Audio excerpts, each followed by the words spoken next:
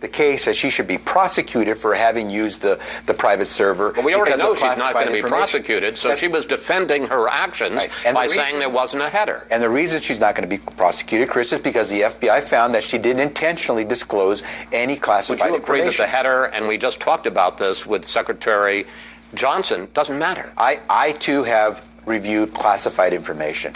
Classified information typically has a very bold and obvious header that says classified or top secret. And what she is saying is that the documents that she may have passed along through her emails did not contain those bold printed words.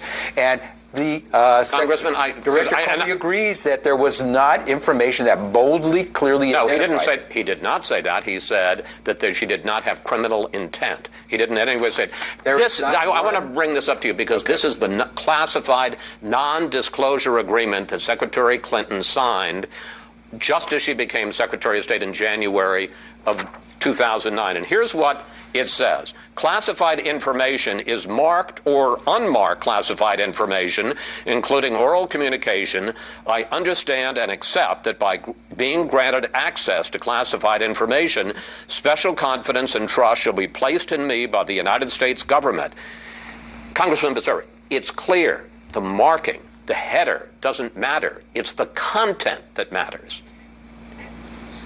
If it's classified, it would have that marking on it.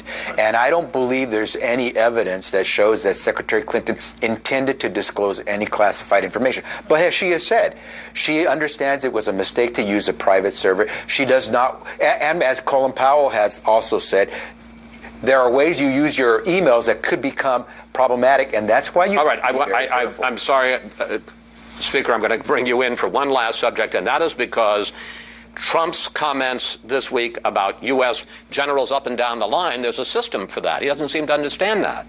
Well, let me say, first of all, I suspect he is reflecting the views of people like General Flynn. I suspect he's reflecting the views of the 50-plus analysts at CENTCOM who have now said they were explicitly forced and threatened in order to give false reports about ISIS.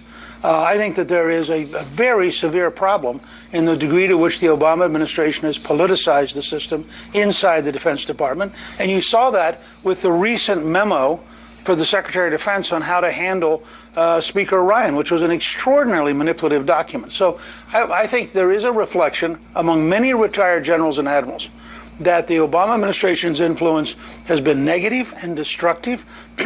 But does that mean the generals are an embarrassment? I am very surprised that the CENTCOM scandal, in which a general officer was coercing his subordinates into putting in false reports, has not become a larger national scandal. I would love to continue this conversation with both of you, and in fact, we'll have you both back to continue it. Speaker Gingrich, Congressman Becerra, thank you both. Thanks for your time today. Thanks, Chris.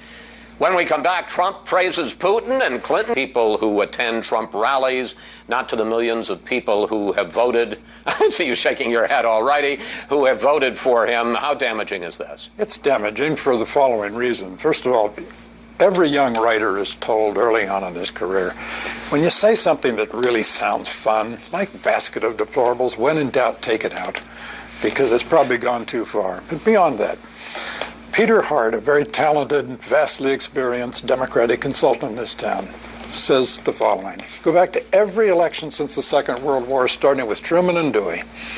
In every election except the Nixon elections, the most likable candidate wins. Take all your fancy metrics and all your peculiar algorithms. Likability is what decides this thing. Now, the Clinton campaign's problem from the start has been the country has decided she's not honest and trustworthy, and it's not easy to change that.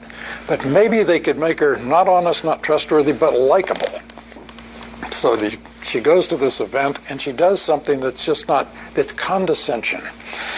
It's like President Obama talking about the people bitterly clinging to their guns and religion, or 47% of Americans are takers, not makers. Mitt Romney. The problem is cultural in this country, not just economic. That is, people don't feel just left behind, they feel looked down upon, despised by their elites, and that's much more volatile than an economic grievance. One, I want to ask your opinion about this, because a lot of people are comparing it to Mitt Romney at a big fundraiser in Florida with a lot of rich people saying 47% of Americans just want handouts. Is this that bad? No, I don't think so at all. I think Mitt Romney made a mistake. I mean, if you just want to look at the facts of it. But you also articulate and make that argument effectively. And what we've seen from Hillary Clinton is a candidate who has been on the defense for the past couple weeks, despite the fact that Hillary Clinton has been in the public eye for decades. She's had countless amounts of media training, mock debate practice. This is a candidate who should be much stronger than she is. And what we've seen from her is a weak candidate, whether it was the interview with Matt Lauer, the commander-in-chief forum, or even her basket of deplorables comment. This is a candidate who is incredibly weak despite having decades of experience. Well, and let's put up some polls which are fascinating, because for all of Trump's supposed problems, the polls continue to close. Trump was down more than 4 points in Florida a couple of weeks ago. He's now tied. In Ohio, he's moved from down 5 to down 1. And in Pennsylvania, that's narrowed from a 9-point gap, Clinton advantage, to 6 points. Julie, how worried are Democrats that for all of Trump's problems, this race is close and getting closer? You hear two basic lines of thinking. Carter, they were essentially tied in the polls. A week later, catalyzed by the debates, Reagan won a landslide. So there could be a lot of movement in this electorate yet, and it makes the first debate all the more important.